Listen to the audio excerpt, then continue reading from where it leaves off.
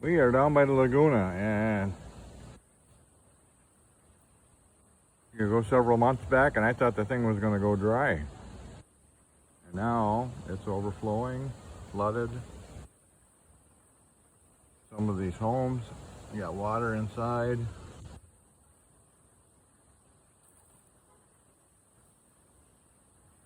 Water. I think there's some fish or frogs in there because I see stuff moving around in there, so who knows? Who knows what might have gotten in there over the years. But anyway, we're hearing reports on the internet they're gonna fill this in, so when, I don't know. Another report I seen is that on one of the high spots in Cofresi, not too far from us, they had 11 inches in a rain gauge in 36 hours. So that's a lot of rain.